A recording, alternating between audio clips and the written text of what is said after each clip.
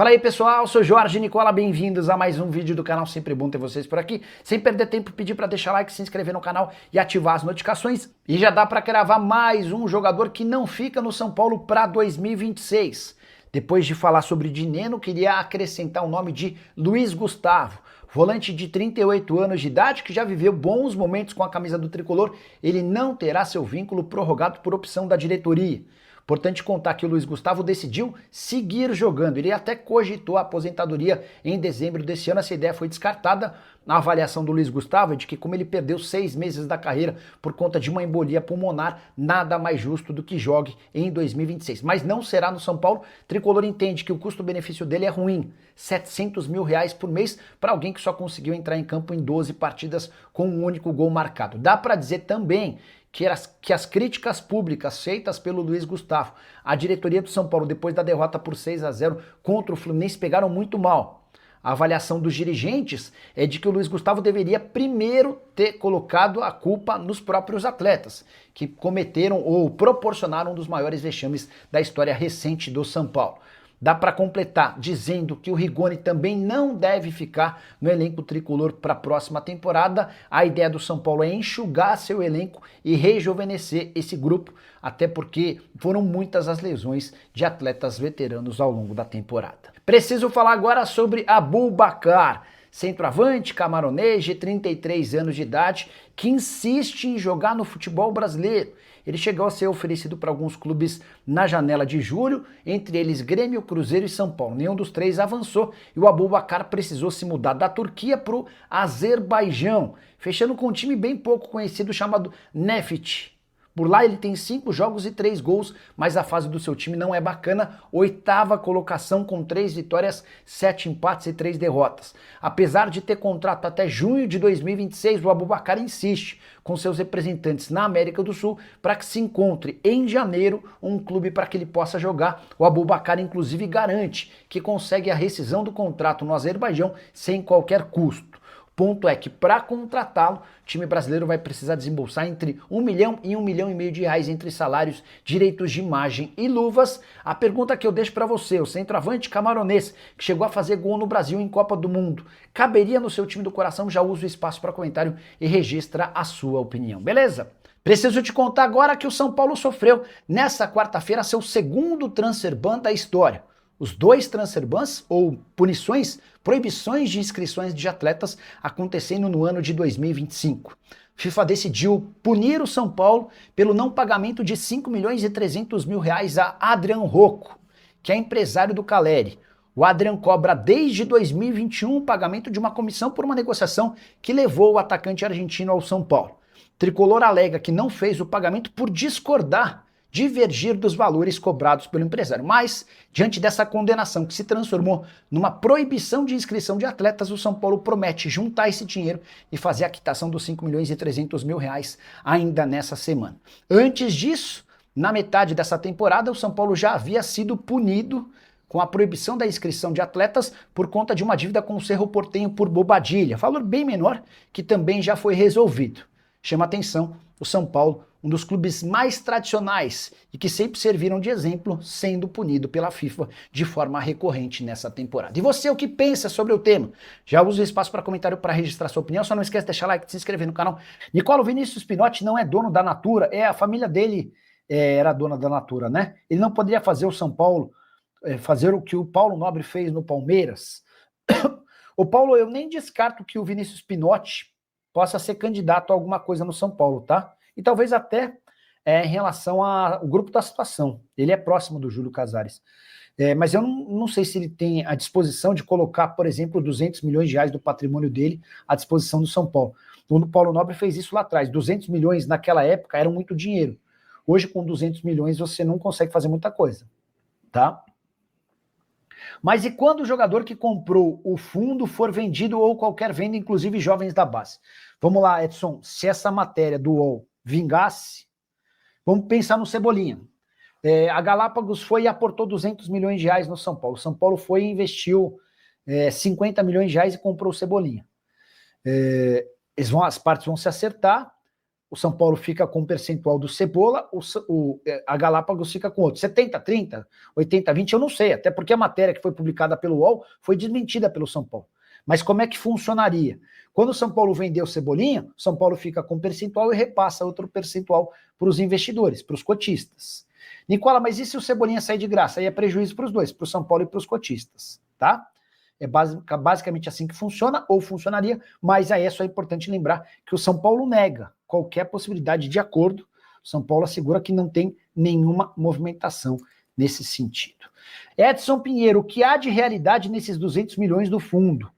Qual a contrapartida? 200 milhões de reais não dá 35 milhões de euros. Não compra 3 jogadores titulares. Estão vendendo aos poucos o São Paulo para Galápagos. Vamos lá, Edson. Na terça-feira, o pessoal do UOL publicou que o São Paulo negocia com a Galápagos a criação de um fundo que busca 200 milhões de reais para a contratação de atletas apenas para o time principal, tá? Arrecadou 200 milhões, investe-se apenas em jogador para o time principal. Qual é a contrapartida? Os acionistas desse fundo passam a ter percentual sobre a venda desses atletas contratados. Trouxe, por exemplo, Cebolinha, que o São Paulo acaba de negar, dizendo que não tem nada. Trouxe o Cebolinha. Os cotistas vão, quando o Cebolinha for vendido, eles ficam com um percentual. O São Paulo assegura que não há nenhuma discussão com a Galápagos para a criação desse fundo. Existe uma negociação já antiga e uma promessa da Galápagos de aportar 250 milhões de reais num fundo em Cotia. Mas esse fundo, para sair do papel, precisa ser aprovado pelo Conselho Deliberativo. E o Júlio ainda não submeteu essa aprovação ao Conselho Deliberativo, temendo que não consiga aprovação. Hoje o Júlio já não tem a maioria dentro do Conselho Deliberativo. Alguns movimentos, como a saída do Belmonte, do Chapecó e do Nelsinho, diminuem o poder do Júlio internamente, e ele decidiu adiar essa votação. Tá? Então o São Paulo assegura que essa história do fundo não existe. Tinha perguntado quanto é que o São Paulo vai precisar com vendas de atletas para a próxima temporada. E essa pessoa de São Paulo falou, você viu que o Palmeiras vai precisar de 400 milhões? Eu falei, vi, e achei o valor estratosférico. Como é que o Palmeiras vai conseguir 400 milhões de reais com vendas de atletas, né? O São Paulo ainda não fechou a sua projeção orçamentária, ainda tem alguns ajustes sendo feitos, tá? Mas deve ficar entre 150 e 180 milhões de reais, beleza? Para que o São Paulo possa fechar o próximo ano no azul. Enfim, mandei uma mensagem agora também sobre o Cebolinha. Não procede. Jogador que tiver que fazer transfer de 10, 12, 15, 20 milhões de euros, não existe. O perfil de contratação do São Paulo em 2026 vai ser outro. Já era de se imaginar, né? Mas tentamos, pelo menos, né? Vocês mandam a mensagem e a gente tenta descobrir por aqui. Faturar quase 1 bi e ainda ter tantos atrasados. Pois é, né, Jota? Sabe qual é a realidade? O São Paulo gasta demais. E aí, além de gastar demais, quando você tem uma dívida de 950 milhões de reais, você tem um juro da dívida que vai te custar na casa dos 300 milhões de reais por ano. Então, só com os juros da dívida, Jota, o São Paulo tem a obrigação de pagar quase 1 milhão de reais por dia. Olha que coisa louca, cara. Eu tenho uma dívida tão alta que apenas com o juro da dívida eu gasto 1 milhão de reais por dia. E o São Paulo gasta mal. O São Paulo tem uma das maiores folhas salariais do país. O São Paulo tem Lucas, Oscar e Luiz Gustavo que custam juntos mais de 5 milhões de reais por mês. E ele não poderia ter tudo isso. Enfim. Ocorreu modernização da infraestrutura do São Paulo? Cara, é muito difícil avaliar de fora, Jota, mas todos dizem que hoje o CT da Barra Funda está muito mais moderno do que algum tempo atrás. Que hoje o São Paulo tem as máquinas de recuperação física do mesmo nível das do Palmeiras e superiores a de todos os outros clubes do Brasil, tá? As estruturas físicas também foram melhoradas, piscina, parte de vestiário, investimento relativamente alto, trocas de equipamentos e tal, mas a percepção das pessoas é de que a parte de fisiologia é aquela que mais precisa de avanços. E aí, só para lembrar, na sexta-feira da semana passada, o presidente do São Paulo veio a público para dizer que pretende fazer a maior reformulação da Barra Funda em bastante tempo. Ele já demitiu 3 diretores, o Carlos Belmonte, que era o diretor de futebol, além do Chapecó e do Nelsinho, que eram seus auxiliares, e pretende demitir mais gente, tá bom? O JFP Santos vende mais um jogador e bate 1 bilhão. Seria simbólico. Cara, é muito louco isso, né? Porque o Júlio Casares está sendo execrado, como a gente não via no São Paulo desde o Leco. Tá tomando porrada pra caramba. E várias dessas porradas são merecidas, né? Mas o São Paulo deve fechar o ano na pré-Libertadores, classificado para pré-Libertadores. Deve fechar o ano com 970 milhões de reais de receita, recorde na história do clube. Deve fechar o ano com uma redução de pelo menos 50 milhões de reais na dívida. Primeiro movimento importante, depois de anos com a dívida crescendo. E deve fechar o ano com um superávit razoavelmente interessante. Ah, Nicola, mas vai merecer crítica. Beleza, tem que merecer mesmo.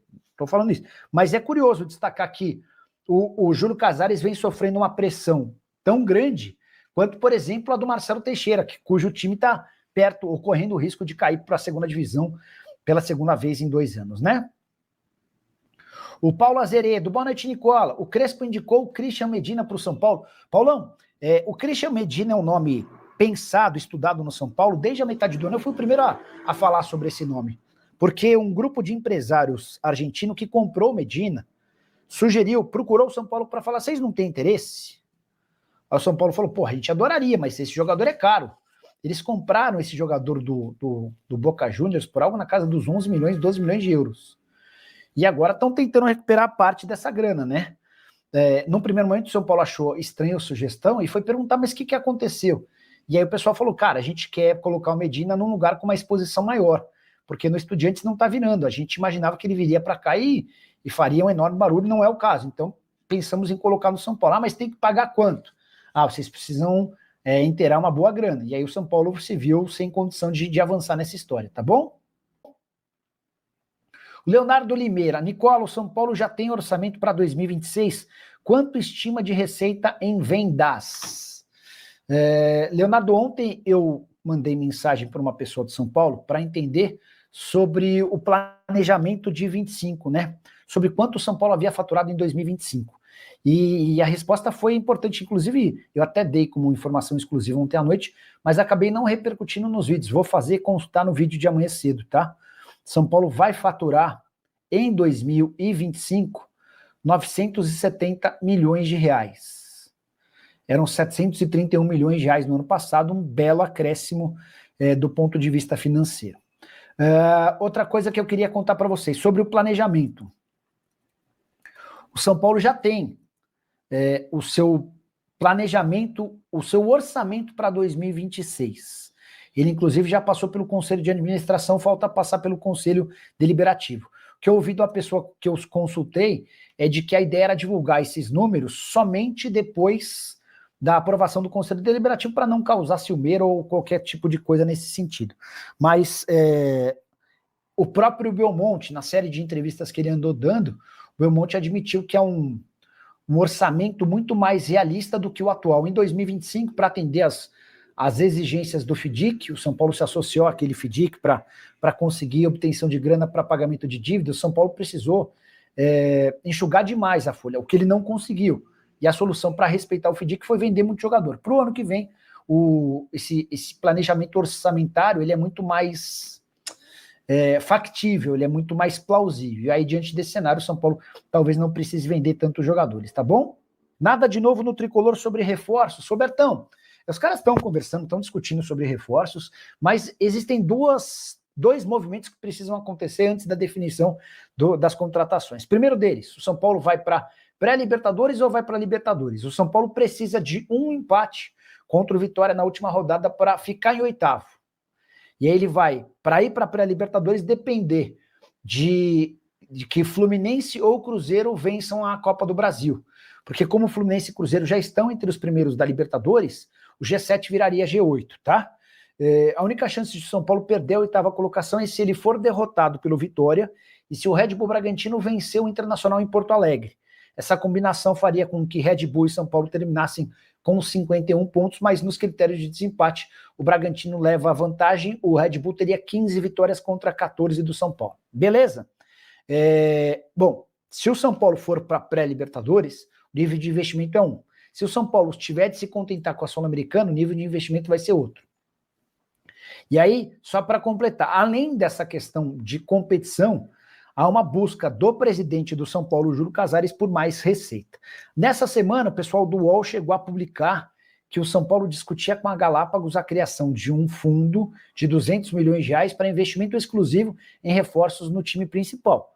Júlio Casares tratou essa notícia como balela, palavras do próprio presidente, tá bom?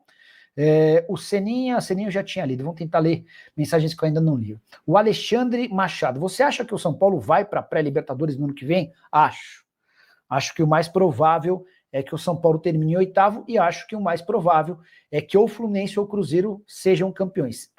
O meu palpite, embora palpite não valha nada, é de que a final vai ter Cruzeiro e Fluminense. Só para lembrar a Copa do Brasil, que começa na próxima quarta-feira, Cruzeiro e Corinthians numa semifinal, Fluminense e Vasco na outra. O Cruzeiro está jogando muito mais que o Corinthians, o Fluminense está jogando muito mais que o Vasco. Mas é mata-mata, são 2 jogos, enfim, é uma coisa completamente diferente, né? Fala pessoal, estamos aí com atualizações importantes do São Paulo. Se inscreva e ative o sininho para receber mais atualizações do Tricolor. Deixe seu like que é muito importante para o crescimento do canal. Utilize o espaço aqui embaixo para registrar sua opinião. Ficamos por aqui com mais esse giro de notícias. Um abraço e até o próximo vídeo.